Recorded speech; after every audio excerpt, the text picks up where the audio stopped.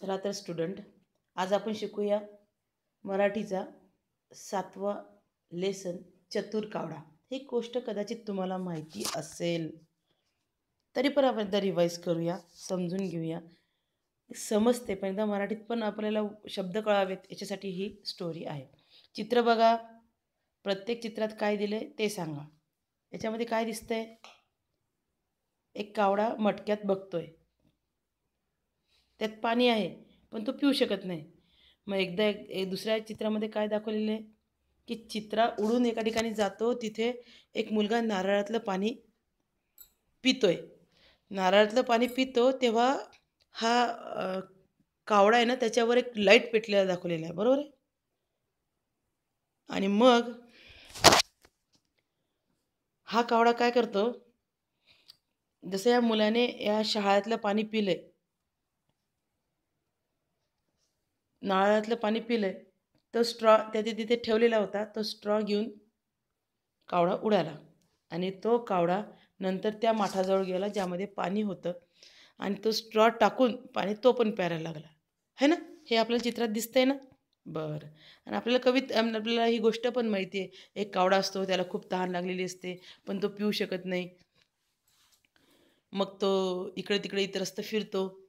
मग ह्या अशा प्रकारे त्याला एक मुलगा पिताना दिसतो शहाळ्यातलं पाणी, आणि ते पाणी पिण्यासाठी मग तो त्याच्या स्ट्रॉचा उपयोग करतो आणि त्याच्याप्रमाणे पाणी पितो, है ना. ओके. मग आता बघा, कावळा बघा,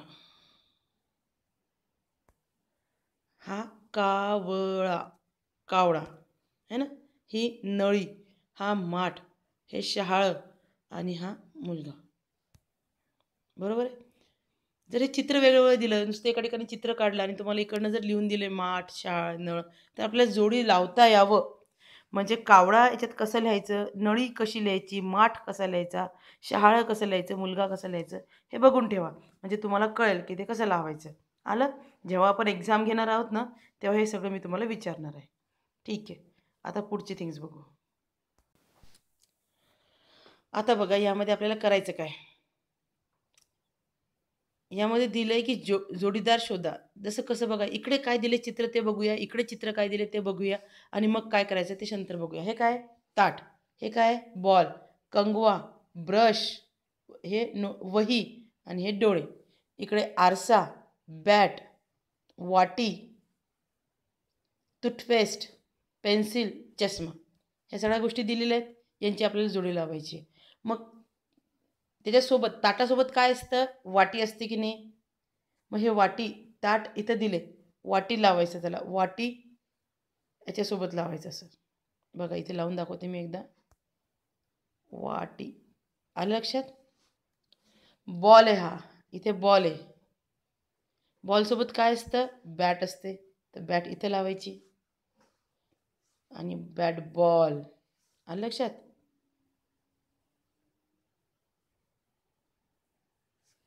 नंतर आहे कंगवा.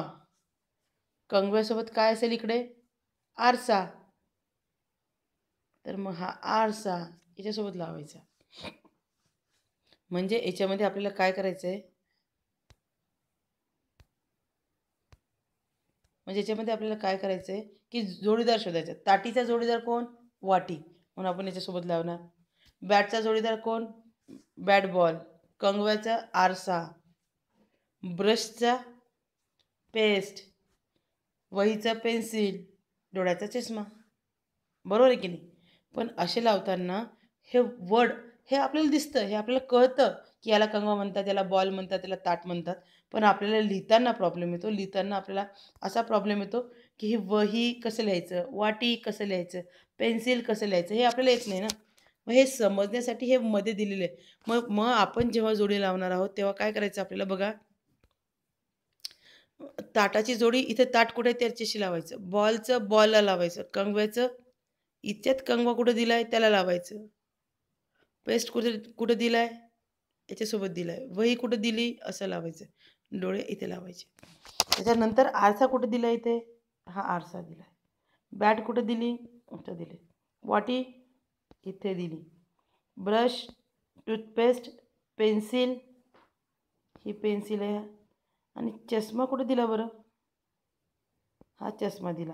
आणि नंतर मग ताट वाटीचं पण कनेक्शन लावायचं, कारण ताट आणि वाटी ही जोडी आहे ना. एकच मिनिट.